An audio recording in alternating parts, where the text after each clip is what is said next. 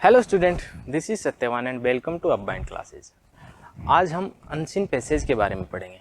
कल हमने पढ़ा था, लास्ट वीडियो जो हमने आपने देखे होंगे, पैरा जंबल्स, सेंटेंस रीअरेंजमेंट जो करते हैं, हम उनको बहुत डिटेल में बहुत अच्छे से पढ़े थे। उम्मीद है वो आपने बातें पढ़ ली होगी। आज हम शुरू करते हैं अनसीन पैसेज को। ठीक है, देखिए मैं छोटी छोटी बातें बता देता हूँ आपको अनसीन पैसेज के बारे में।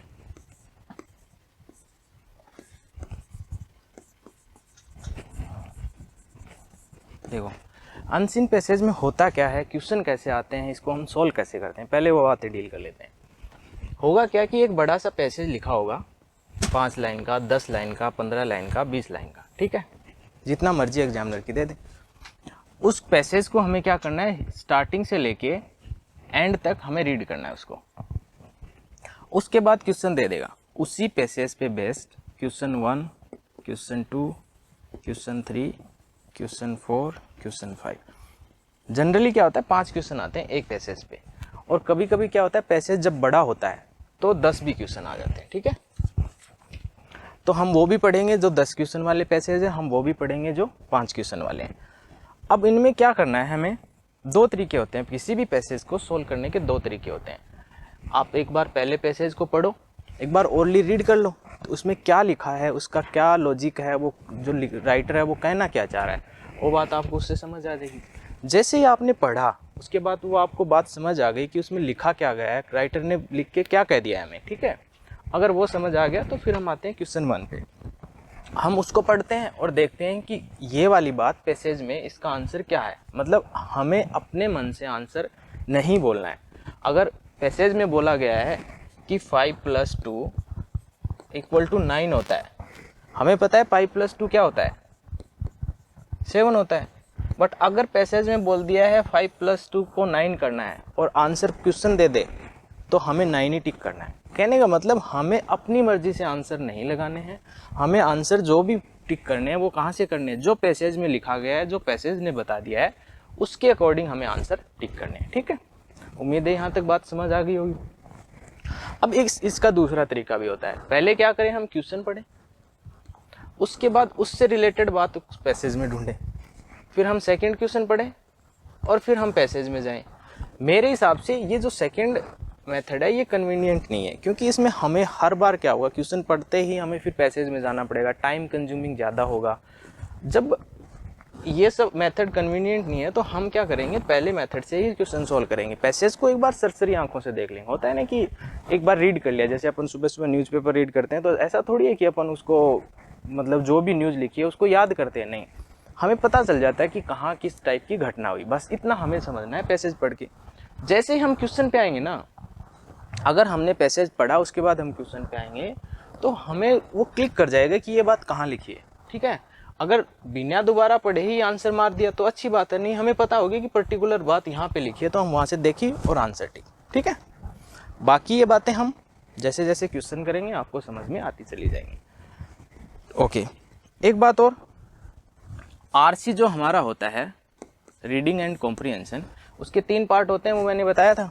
सेंटेंस अरेंजमेंट, सेकंड क्या होता है, ये जो अभी हम पढ़ रहे हैं अनसीन पैसेज,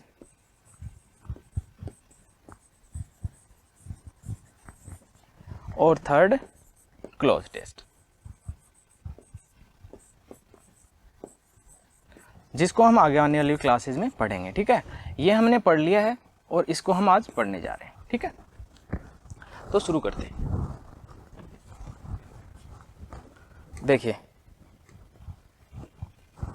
पहले हम क्या करेंगे, क्वेश्चन को पढ़ेंगे, उसके बाद हम ऑप्शंस पे जाएंगे। मतलब पहले हम पैसेज को पढ़ेंगे, उसके बाद जो क्वेश्चन दिए हुए हैं उनको देखेंगे। The achievements of science in the 20th century has been very great.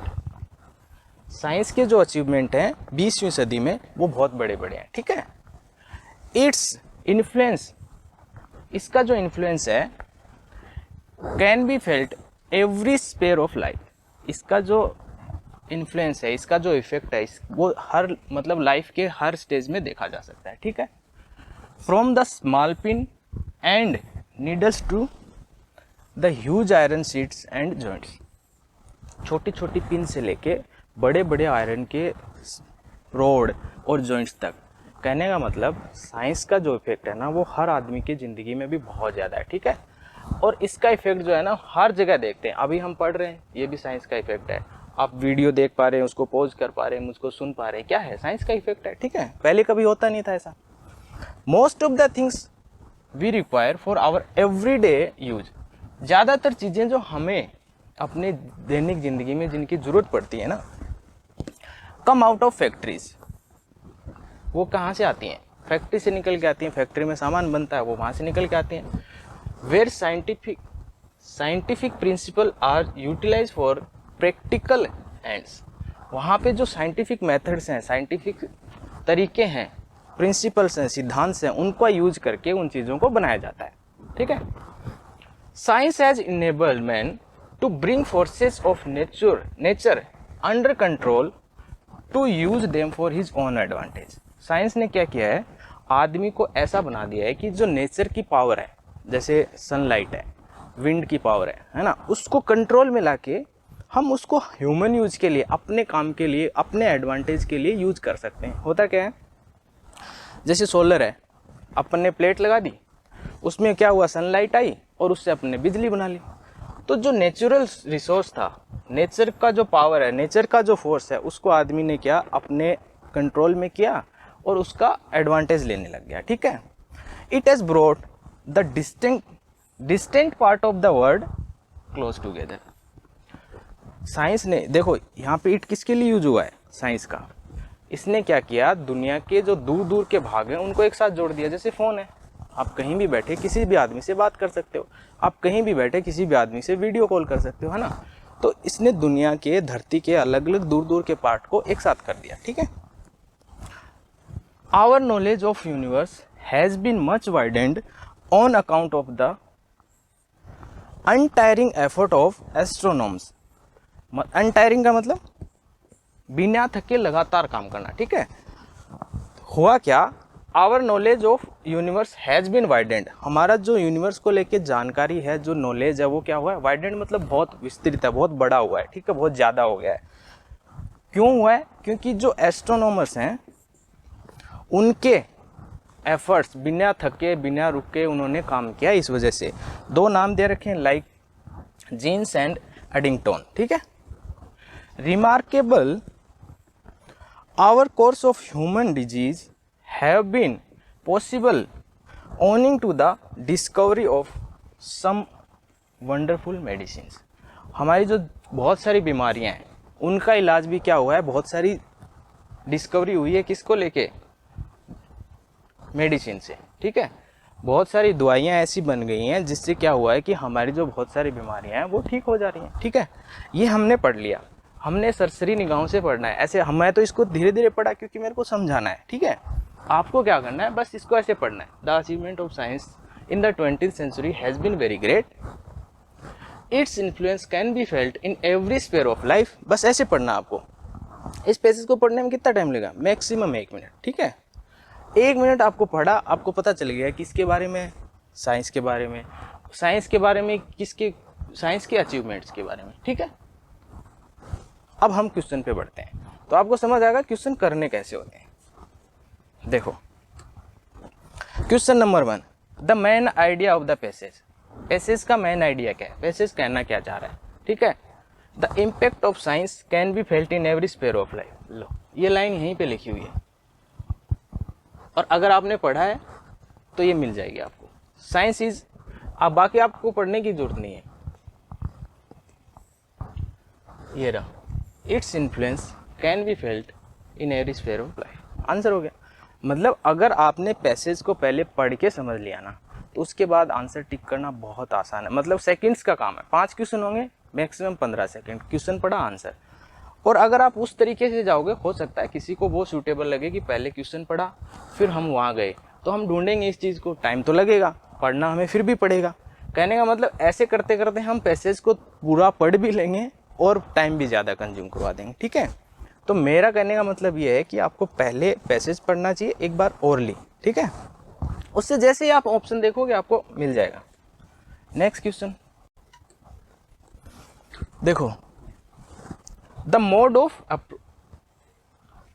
Of approach is, approach का मोड क्या है, मतलब साइंस जो काम कर रही है उसका अप्रोच क्या है, किस हिसाब से काम करती है, लॉजिकल, एनाटॉमिकल,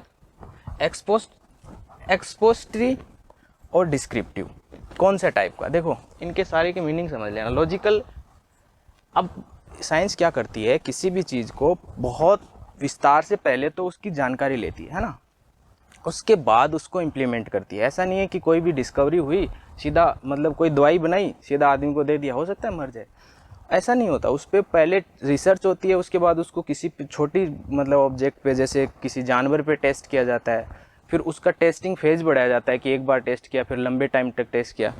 तो इसका आंसर होगा एक्सपोजिटरी। ठीक है, next question, what has enabled man to harness the forces of nature to the advantage of mankind. आदमी के फायदे के लिए, ठीक है, किसने आदमी को हार्नेस करने के लायक, हार्नेस का मतलब क्या होता है, बांध देना, अपने कब्जे में कर लेना, है ना। आदमी को किसने इनेबल किया है, किसने ये योग्य बनाया है कि वो जो नेचर का फोर्स है उसको मतलब अपने कंट्रोल में ले सके।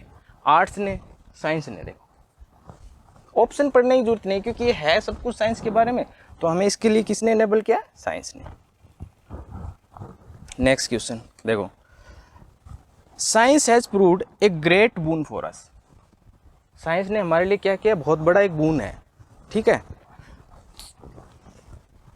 किसके लिए, science has proved A great boon for, किसके लिए, मतलब फॉर क्या होता है, प्रेपोजिशन होती है, उसके बाद क्या आना है, उसका ऑब्जेक्ट आना है। अब ये साइंस किसके लिए बून है, आर्टिस्ट के लिए, मैनकाइंड के लिए, ठीक है। आंसर क्या सिर्फ साइंटिस्ट के लिए है, नहीं, ये पूरी दुनिया के लिए है। और मैनकाइंड में साइंटिस्ट, आर्टिस्ट ये सब खुद ही आ गए, ठीक है, एक्सप्लोरर भी आ गए। Next question, the most appropriate title for the passage will be. इस जो भी हमने पैसेज पढ़ा इसके लिए सबसे अच्छा टाइटल क्या हो सकता है, most appropriate title, science is cure, science is a great boon, none of this, या अचीवमेंट ऑफ द साइंस। मतलब आपको देखने में ऐसा लगेगा कि देखो नन ऑफ दिस तो होगा नहीं, क्योंकि यहाँ पे तीनों जो ऑप्शन लिखे हैं वो ऐसे नहीं लग रहे कि नन ऑफ दिस होगा। साइंस इज ए क्योर मतलब साइंस एक इलाज है, क्या ये ऑप्शन होगा। साइंस इज ए ग्रेट बून, क्या ये ऑप्शन होगा, या अचीवमेंट ऑफ द साइंस। मतलब इस पैसेज में किसके बारे में बताया गया है, सबसे पहली लाइन लिखी हुई अचीवमेंट ऑफ द साइंस, ठीक है, तो achievement of the science answer, ठीक है। अब बढ़ते हैं नेक्स्ट पैसेज पे। आप एक काम करो, मैंने पहला पैसेज आपको समझाया, अभी वीडियो को पॉज करो, इस पैसेज को पढ़ो, है ना, उसके बाद हम पढ़ेंगे और उसको सोल्व करेंगे, ठीक है। चलो, science can not reduce the magic of sunset to arithmetic. अब देखो होता क्या है कि अभी हमने जो पैसेज पढ़ा उसमें क्या पढ़ा कि साइंस के अचीवमेंट्स पढ़े, है ना। अब हम, कोई आदमी ऐसा भी होता है कि दुनिया में सब टाइप के आदमी हैं। कोई बोलता है कि मेरे को साइंस सही लगती है, मतलब अकॉर्डिंग टू साइंस मैं अपनी लाइफ जीऊँगा। बहुत सारे लोग आप में से भी होंगे जो ऊपर वाले ने ऐसे मानते हैं कि मंदिर मस्जिद जहाँ भी मतलब जो स्पिरिचुअल थिंग है, जो धार्मिक थिंग है, उनमें बिलीव करते हैं, है ना। तो कुछ लोग वैसे भी होते हैं। अब ये आदमी जो बोलना चाह रहा है वो यही बोलना चाह रहा है कि साइंस जो है ना, वो जो सनसेट है, सनसेट जब होता है तो बहुत अच्छा लगता है ना, लोग देखने भी जाते हैं, सनराइज भी देखने जाते हैं, आप में से बहुत सारे गए होंगे। तो उसको ना अरिथमेटिक, अंकगणित तक मतलब वो नहीं कर सकता, बाउंड नहीं कर सकता, रिड्यूस नहीं कर सकता, ठीक है। कहने का मतलब साइंस कुछ बहुत सारे काम कर सकता है, बट हर चीज़ की अपनी अपनी लिमिटेशंस होती हैं। तो साइंस की भी अपनी अपनी लिमिटेशंस है। क्या हम साइंस के थ्रू ऐसा कर सकते हैं कि सन राइज होना ही बंद हो जाए, ठीक है, तो वो नहीं कर सकते, ठीक। Nor can express friendship with a formula. अब देखो होता है क्या, फीलिंग्स को साइंस से बताया जाता है क्या, यही बात यहाँ लिख दी कि जो अपनी दोस्ती होती है ना, उस दोस्ती को किसी एक फॉर्मूले के थ्रू साइंस नहीं बता सकती।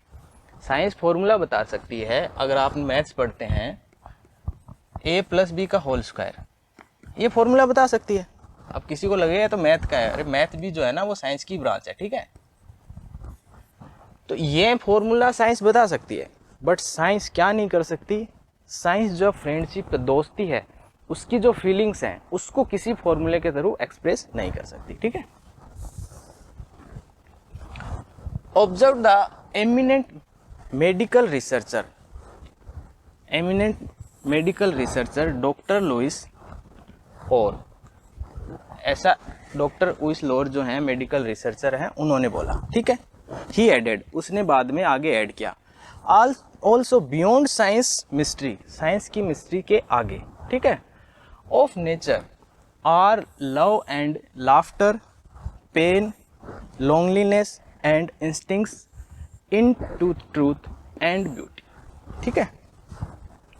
साइंस के मतलब मिस्ट्री है, उसके आगे होता क्या है, अगर आप अकेले हो, लोनलीनेस फील कर रहे हो, तो क्या साइंस है वो कर सकती है इसको दूर। इसके लिए आपको किसी दूसरे आदमी की ही ज़रूरत पड़ती है, मतलब किसी पर्सन की ज़रूरत पड़ती है आपका अकेलापन मिटाने के लिए। ठीक है।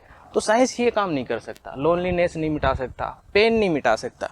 कमर में दर्द हो रहा है, गोली खा ली, वो पेन मिटा सकता है, पर जो यहाँ पेन होता है ना, वो किसी से बात करके, थॉट्स के थ्रू हम किसी को एक्सप्रेस कर दें अपनी फीलिंग, तभी निकलता है। ठीक है।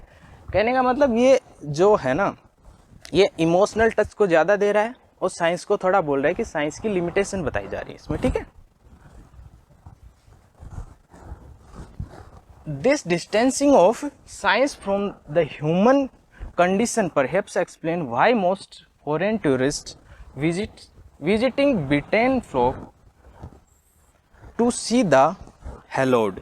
कहने का मतलब ये ऐसे बता रहा है कि ये इससे प्रूव हो सकता है कि साइंस है ना, अगर देखो होता क्या है, जनरली आप करने जाते हो, कहीं पे टूर करने जाते हो, कहीं घूमने जाते हो, तो हम क्या करते हैं, सबसे पहले ढूंढते हैं कि वहाँ पे सबसे बड़ा मंदिर कौन है ना।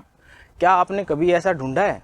मैं ये नहीं बोल रहा कि सारे लोग नहीं होते, पर कुछ लोग ऐसे होते हैं जो ढूंढते हैं कि वहाँ पे, जैसे APJ अब्दुल कलाम साहब के घर चले गए, बहुत बड़े साइंटिस्ट हैं अपने इंडिया के, तो कितने लोग वहाँ घूमने जाते हैं? बहुत कम, है ना। बट उसी जगह पे कोई मंदिर है, कोई मस्जिद है, या कोई फेमस मतलब नेचुरल चीज़ है, उसको देखने के लिए लोग जाते हैं। तो यही बोल रहा है कि जो ब्रिटेन में जो ज़्यादातर विजिटर्स आते हैं, जो घूमने आते हैं, है ना, वो क्या करते हैं, जो हेलोड होम है, हेलोड मतलब धार्मिक जो घर है, ठीक है, मंदिर, मस्जिद, चर्च, या फिर किसी मतलब जैसे बुद्धा का घर, ये सब चीज़ें ज़्यादा देखते हैं रादर देन क्या, where its eminent scientist lived and worked. वो उसको ना देख के जहाँ पे साइंटिस्ट रहे थे, ठीक है, एमिनेंट साइंटिस्ट जो बहुत काम करते थे, जिन्होंने बहुत सारे रिसर्च की, वो ना देख के क्या देखना चाहते हैं, हेलोड होम्स। ठीक है। और इनमें घूमने वालों में आते कौन कौन से हैं? प्लेयर राइटर्स एंड पोइट्स, इनकी बात हो रही है। ऐसे लोग जो कुछ नाटक लिखते हैं, ठीक है, राइटर्स हैं और कवि हैं। ठीक है। अब ये पैसेज हमने पढ़ा, इसके बाद आपको समझ आ गया होगा इसमें कहा क्या जा रहा है। जैसे हम क्वेश्चन पे बढ़ेंगे ना, आपको दोबारा देखने की जरूरत ही नहीं पड़ेगी, इसको ऐसे ही सरसरी निगाहों से पढ़ना है, उसके बाद क्वेश्चन पे जाना है। नेक्स्ट देखो, क्वेश्चन देखते हैं। पहला question, why is it that science can not express friendship with a formula. ऐसा क्यों है कि साइंस है वो फ्रेंडशिप के फॉर्मूले को नहीं डिस्क्राइब कर सकती? वाई? अब देखो होता है कि फ्रेंडशिप, साइंस किस चीज़ों को पे बात करती है? साइंस उन चीज़ पे डील करती है जो फिजिकली एग्जिस्ट कर रही होती हैं। ठीक है। हम जो भी देख रहे हैं साइंस ने बनाया, वो फिजिकली एग्जिस्ट कर रहा है कहीं ना कहीं। अब फ्रेंडशिप है, वो क्या एग्जिस्ट करती है क्या? फ्रेंडशिप में फीलिंग्स होती हैं, वो एग्जिस्ट नहीं करती। तो इसीलिए देखो ऑप्शन पढ़ो, आपको आंसर समझ आएगा। Science and friendship can not को एग्जिस्ट। कहने का मतलब फ्रेंडशिप और साइंस को एग्जिस्ट, एक साथ एग्जिस्ट नहीं कर सकती। ये तो बिल्कुल गलत बात है। फ्रेंडशिप भी हो सकती है, साइंस भी हो सकती है, दोनों चीज़ें एक साथ हो सकती हैं, नहीं। It is abstract. देखो, इट इज़ एब्स्ट्रैक्ट। एब्स्ट्रैक्ट का मतलब वो चीज़ें जिनको हम छू नहीं सकते, देख नहीं सकते। ठीक है। जैसे प्यार है, हेट है, फ्रेंडशिप है, इमोशंस हैं, ठीक है, थॉट्स हैं, आइडियाज़ हैं, क्या हम इनको देख सकते हैं? क्या हम इनको छू सकते हैं? टच भी नहीं कर सकते। तो ये एब्स्ट्रैक्ट है, और एब्स्ट्रैक्ट है, इस वजह से साइंस इस पे काम नहीं करती। तो आंसर हो गया ये तुमको ना खुद से थोड़ा सा बुद्धि लगानी पड़ेगी। Next question, the word magic refers to. इस पैसेज को पढ़ के जहाँ पे आपको मैजिक वर्ड दिखा, देखो सबसे पहली लाइन में लिखा science can not reduce the magic of sunset. वो किसके लिए यूज हुआ है? रेफर्स टू किसके लिए यूज हुआ है? Evening dust the sunset, sunrise नहीं, सनराइज नहीं सनसेट होगा। Setting the sun with its all beauty. देख बाकी तीनों की तीनों गलत, डी ऑप्शन हमारा सही आंसर। ठीक है, यहाँ पे पहली लाइन पढ़ते ही ये पता चल गया था। Next question, which of the following are beyond science reach according to the passage. According to the passage, passage के अकॉर्डिंग इनमें से कौन सा साइंस की रीच से परे है? ठीक है, love and laughter and pain, ये लो ऑप्शन 1 यहीं कहीं लिखा हुआ है, ये रहा, sorry, mystery of the nature, love laughter pain and loneliness.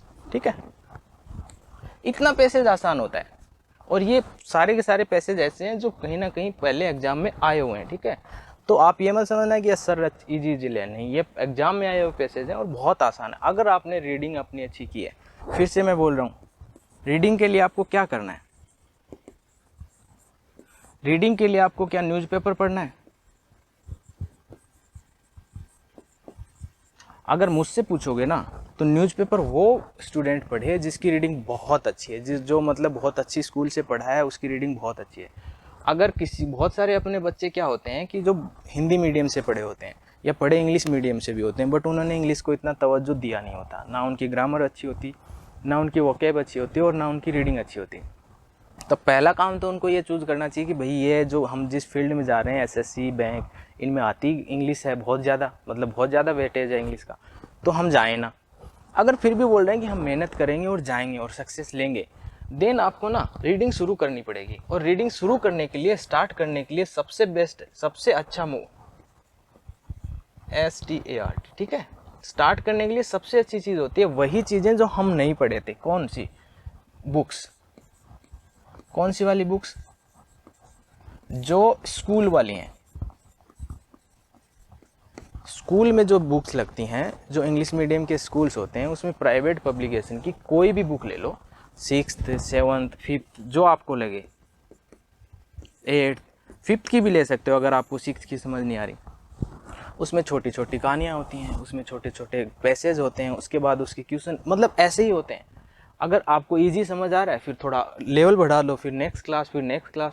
अगर आपने ऐसा कर लिया ना, ये 4 क्लासेज आपने बुक पढ़ ली, सिर्फ बुक्स, देखना आपको ग्रामर और आपकी वोकैब और आपकी रीडिंग कॉम्प्रिहेंशन तीनों के तीनों बहुत अच्छे हो जाएंगे। ठीक है, इसलिए अगर आपको एग्ज़ाम में, मतलब गवर्नमेंट एग्ज़ाम के लिए तैयारी कर रहे हैं, तो न्यूज़पेपर ठीक है, मैं नहीं बोला मत पढ़ो, बट यहाँ से क्वेश्चन आते हैं। सिलेबस जनरली आप दुनिया का कोई भी, मतलब इंडिया का कोई भी एग्ज़ाम उठा लो, वहाँ पे जिसमें कंपटीशन होता है और जिसके बाद नौकरी लगनी होती है, गवर्नमेंट जॉब, उसमें ज़्यादातर में, मैं नहीं बोला सब में, 10th तक का ही सिलेबस आता है, और खासकर एसएससी में 10th तक का ही सिलेबस है। तो अगर हम 10th तक की बुक पढ़ लेंगे तो वहीं से चीज़ें आ रही हैं। आप सोच रहे हो कि वोकैब न्यूज़पेपर से आ रही है, ऐसा नहीं है। न्यूज़पेपर से वो चीज़ें आ रही हैं जो बुक में भी हैं, न्यूज़पेपर में, पर आती कहाँ से हैं? ज़्यादातर यहाँ से आती हैं। ठीक है, इस बात को ध्यान रखना। Next question, the verb flock refers to. अब देखो फ्लॉक का मतलब होता है ग्रुप, झुंड। ठीक है, अब यहाँ पे किसके लिए फ्लॉक यूज किया गया? ये रहा फ्लॉक वर्ड, किसके लिए यूज किया गया है? Playwrights, writers and poets. Answer ढूंढ लो। Visiting playwrights, writers and poets. क्या टूरिस्ट के लिए यूज किया गया जो ब्रिटेन में आते हैं? नहीं, सारे टूरिस्ट के लिए नहीं यूज किया गया, इनके लिए। ठीक है, टूरिस्ट वो भी होते हैं जो मतलब साइंटिफिक जगह भी देख के आते हैं, जहाँ पे साइंटिस्ट रहते थे, उनको भी टूरिस्ट तो बोलेंगे। बट अपन जो यहाँ पे यूज कर रहे हैं, वो जो यहाँ पे राइटर कहना चाह रहा है, वो फ्लॉक यूज कर रहा है किसके लिए? जो होली प्लेस देखने जाते हैं। ठीक है, next, why according to the author do tourist prefer to visit hallowed homes. अब देखो, इतना पढ़ के आपको क्वेश्चन समझ आ जाएगा। यहाँ पे उसने लिखा हुआ है, उसने बोला हुआ है राइटर ने कि हॉलोड होम प्रीफर करते हैं of playwrights, writers and poets rather than visiting the habituation of eminent scientist. मतलब साइंटिस्ट जहाँ रहते थे उन जगहों की बजाय जो मतलब धार्मिक जगह हैं उनको जाना ज़्यादा प्रीफर करते हैं। अब देखो ऑप्शन पढ़ो, the houses of playwrights and writers are well decorated. नहीं, बिल्कुल गलत बात। क्या डेकोरेशन की वजह से? कहीं भी जिक्र हो सकता है उस वजह से जाएं, हो सकता है ये बात आपको लगे सही है, बट क्या पैसेज में इसका जिक्र हुआ है? अपनी मर्जी से आंसर नहीं करना। आंसर कौन सा देना है? जो पैसेज ने बताया, ठीक है। Science can not express human emotion, hence people have soft corner for those who produce splendid display of emotion in their work. हो सकता है, ठीक है। साइंटिस्ट आर, नहीं, homes of scientist are untidy and not well prepared. Answer ये हो रहा है, ठीक है, क्योंकि ये पैसेज किसके बारे में बात कर रहा है? साइंस की कमियों के बारे में, और इसमें यही चीज़ें लिखी हुई है कि जो साइंस जो है वो इमोशन को एक्सप्रेस नहीं कर सकती, ठीक है। हो गया एक पैसेज। अब नेक्स्ट पैसेज, ठीक है, पैसेज नंबर 3। वही काम, पहले आप इसको रीड करो, उसके बाद हम डिस्कस करते हैं। मैं फ्रेम से एक बार हट जाता हूँ, आप ना इसको पॉज कर लो अभी, और उसके बाद इसको डिस्कस कर, मतलब रीड कर लेना।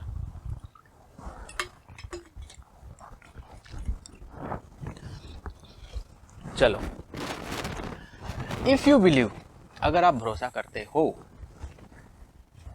किस बात का? दैट यू कैन, अगर आप भरोसा करते हो कि आप ये काम कर सकते हो, देन यू कैन। अगर आपको इस बात का भरोसा है कि आप ये काम कर सकते हो, तो वो काम आप पक्का पक्का कर लोगे, ठीक है। If you believe that you can not, you can not.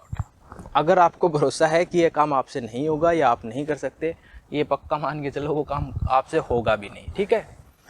Think negatively and you will get a negative result, because by your thoughts you create a negative atmosphere which is hospitable to negative results, ठीक है। अगर आप negative सोचेंगे, ठीक है, अगर आप गलत नेगेटिव सोचेंगे, तो because of your negative thoughts जो एटमॉस्फेयर है ना आपके आसपास का, वो नेगेटिव बन जाएगा, और रिजल्ट कैसा आएगा? नेगेटिव ही आएगा। अब देखो, ये बातें नेगेटिविटी और पॉजिटिविटी के बारे में हो रही हैं कि भाई अच्छा सोचोगे तो अच्छा होगा, बुरा सोचोगे तो बुरा होगा। ये जैसे जैसे अपन पैसेज पढ़ते जा रहे हैं ना, अपने दिमाग में ये चीज़ें चलनी चाहिए, क्योंकि क्वेश्चन जो है ना वो इसी पे बेस्ड आते हैं कि पैसेज किसके बारे में था, पैसेज में इस मीनिंग का, इस वर्ड का क्या मीनिंग था, ठीक है। तो ये सारी चीज़ें साथ साथ में चलती जाएं। On the country think positively and you create positive atmosphere which makes positive result A certainly. ये ए यहाँ नहीं लिखो यार, which makes a positive result, ठीक है, which makes a positive result certainly, ये यहाँ से हटा देना, ठीक है। टाइपिंग की कभी कभी हो जाती है। Next, to cultivate positive thinking. Cultivate का मतलब क्या होता है? ग्रो करना, उगाना, मतलब अपने दिमाग में वो चीज़ें लाना, ठीक है। To cultivate positive thinking, speak hopefully about everything, then feed your mind with good, ठीक है। किसी भी चीज़ के बारे में बात करो, अब क्या करना है, अगर आपको पॉजिटिव थिंकिंग लानी है तो आपको क्या करना चाहिए? किसी भी चीज़ के बारे में जब बात करो तो पॉजिटिवली बोलो कि भाई ये काम मैं कर सकता हूँ, ये काम मैं कर सकता हूँ। ये मत बोलो कि मैं ये काम नहीं कर सकता।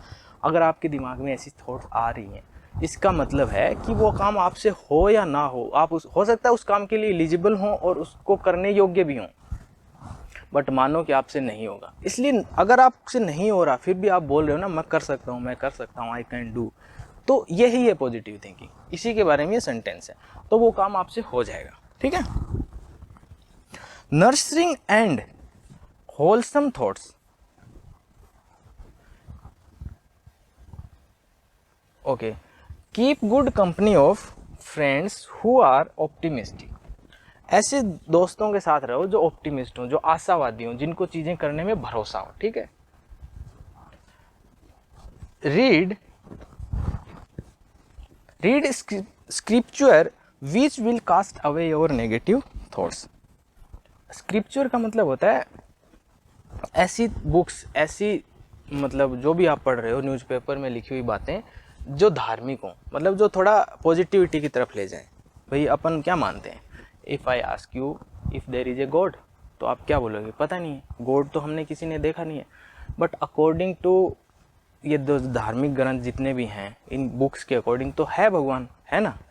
तो अगर वो चीज़, अब देखो गॉड क्या है हमें नहीं पता, बट अगर आपको ढूंढने लग जाओगे तो आपको नहीं मिलेगा, बट अगर मानने लग जाओगे तो मान लोगे। तो गॉड मानने की चीज़ है, जानने की नहीं है। तो वही बात यहाँ बोली गई है कि ऐसे अगर आपको पॉजिटिविटी लानी है तो ये चीज़ें मान लो, ठीक है। Which will cast away your negative thoughts, जिसकी वजह से क्या होगा, आपके जो नेगेटिव थॉट्स हैं वो दूर चले जाएंगे, ठीक है। Lastly, pray a great deal and count the blessing that God has given you. आखिरी में क्या करो, एक अच्छी सी प्रे करो और अपने आप को ब्लेस मानो कि भगवान ने आपको बहुत कुछ दिया है, ठीक है। अपने आपको जो भी दिया है ना उसको काउंट कर लो, ठीक है। दस you can overcome negative thoughts of failure and cultivate positive thoughts of success. इससे क्या होगा कि जो फेलियर की नेगेटिव थॉट्स हैं वो तो निकल जाएंगी, और जो पॉजिटिव थॉट्स हैं जो सक्सेस देती हैं वो आपके दिमाग में कल्टीवेट हो जाएंगे, वो आपके दिमाग में चलने लग जाएंगे, ठीक है। ये था हमारा पैसेज, ध्यान से हमने पढ़ा। अब बढ़ते क्वेश्चन की तरफ। देखना एक एक क्वेश्चन इतना आसान है। देखो, think negatively and you will gate, अगर नेगेटिव सोचोगे तो क्या मिलेगा? आंसर अपने आप, हर क्वेश्चन का आंसर आपको करना है।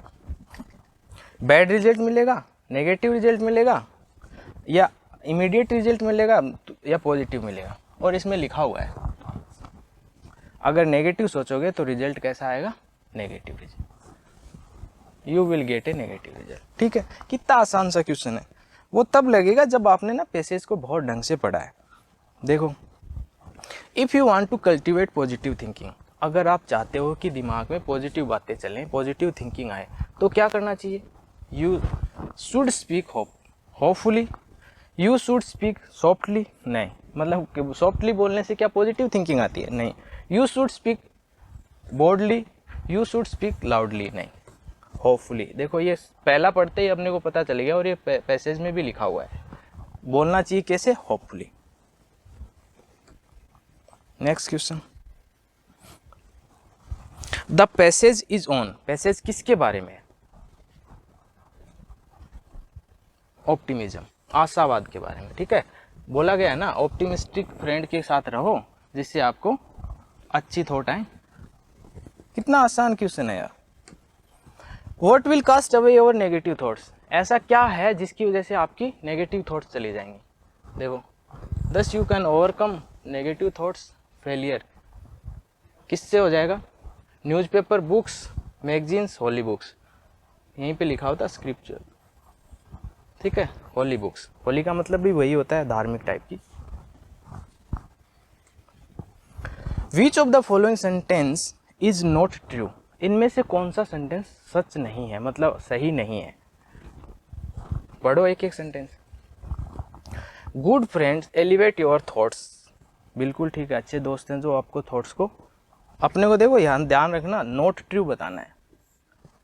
Prayers help us to keep our mind clean, prayers जो हैं वो हमारा दिमाग साफ रखते हैं। ये भी है, ये भी है, मतलब नेगेटिव ढूंढना है अपने को, तो कहने का मतलब आंसर ये भी नहीं है, आंसर ये भी नहीं है। It is not possible to change a pessimist into optimist, मतलब जो कोई ऐसा आदमी जो ऑप्टिमिस्ट नहीं है उसको ऑप्टिमिस्ट बनाना पॉसिबल नहीं है, बिल्कुल गलत बात। तो आंसर हो गया, इसने बोला ट्रू नहीं है, तो ये बात ट्रू नहीं है। हम किसी भी पेसिमिस्ट को ऑप्टिमिस्ट बना सकते हैं, किसी भी ऑप्टिमिस्ट को पेसिमिस्ट बना सकते हैं, जो कि बात सच है, जबकि इसने पूछा है नॉट ट्रू, ठीक है। आंसर हो गया सी। नेक्स्ट पैसेज देखो, वही काम, read it by yourself and then we will discuss. Okay, in the past 50 years, पिछले 50 साल में doctor across the world have accepted the practice to prescribe antibiotic at the first sign of trivial infection और treat patients with a handful of antibiotics. अब देखो, इसमें जो बात लिखी है वो मैं बता देता हूँ। पिछले 50 साल से हो क्या रहा है, और एक्चुअली है ना ट्रू बात है, इस पैसेज को जो जितना भी लिखा है ना वो एकदम सच है। ये क्या बोल रहा है कि इन द पास्ट 50 ईयर, 50 साल जो पिछले बीते हैं उनमें, अक्रॉस द वर्ल्ड, पूरी दुनिया के अंदर,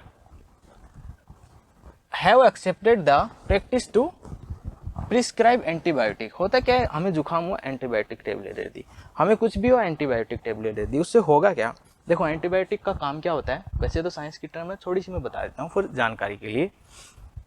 अपन बॉडी जो है ना वो हर एंटीबॉडी अंदर बनाती है, ठीक है।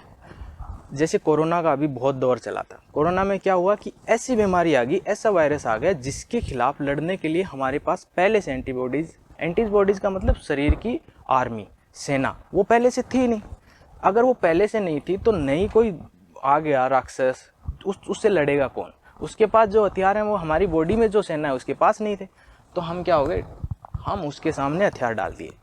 अब हुआ क्या, धीरे धीरे सब पे इन्फेक्शन हुआ और बॉडी क्या करती है, एंटीबॉडीज बनाना शुरू कर देती है, मतलब उसके खिलाफ लड़ने के लिए तैयार होने शुरू हो जाती है। अब अगर कोरोना किसी को होता है ना तो दैट इज ए नॉर्मल, मतलब एकदम नॉर्मल सी बीमारी है, कोई ऐसा नहीं है कि वो मर जाता है जो शुरू में मरे थे। क्यों, क्योंकि हम अब उससे लड़ने के लायक हो चुके हैं। जो हमारी वैक्सीन बनी उसमें भी क्या था, उसमें मरा हुआ वायरस था। अगर आपने किसी ने वैक्सीन लगाई है तो पता है तो अच्छी बात है, नहीं ध्यान रखना वैक्सीन में होता क्या है। अगर आप कोरोना की वैक्सीन लगवा रहे हो तो इसका मतलब आपके अंदर कोरोना का वायरस डाला जा रहा है। ऐसा क्यों, क्योंकि कोरोना का वायरस वो जो डाला जा रहा है और जो बाहर से आपको इन्फेक्ट कर रहा है, दोनों में फ़र्क ये होता है कि बाहर से कर रहा है वो बहुत ताकतवर है, और आपकी बॉडी में जो डाला जा रहा है वो क्या है, वो एक मरा हुआ टाइप का, वो एक्टिव नहीं है, इनएक्टिव स्टेज में है। बट जैसे ही अंदर जाएगा बॉडी उसके खिलाफ रिएक्ट तो करेगी, चाहे वो मरा हो, और उसके खिलाफ क्या बना लेगी, सेना बना लेगी। तो जब ताकतवर भी आएगा ना, जिंदा वायरस जो एक्टिव होगा, तब भी हम उससे लड़ लेंगे, ठीक है। ऐसे ही काम करते हैं।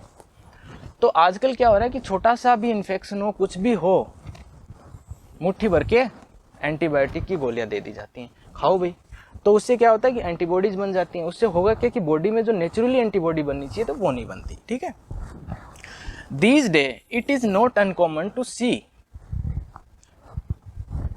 practitioner जो प्रैक्टिस कर रहे हैं prescribe multiple antibiotics without any real indication or relevance for such condition of drugs।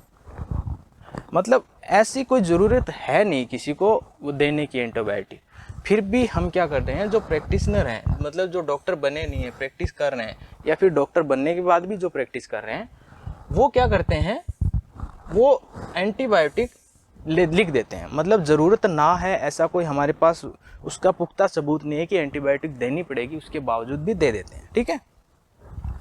Antibiotic have traditionally been known as miracle. देखो ये एक वर्ड आया है, हो सकता है इस पर क्वेश्चन हो, मिरेकल ड्रग्स, ठीक है। एंटीबायोटिक्स को मिरेकल ड्रग्स माना जा रहा है, मतलब जादुई, जो लिया और ठीक हो गया, ठीक है।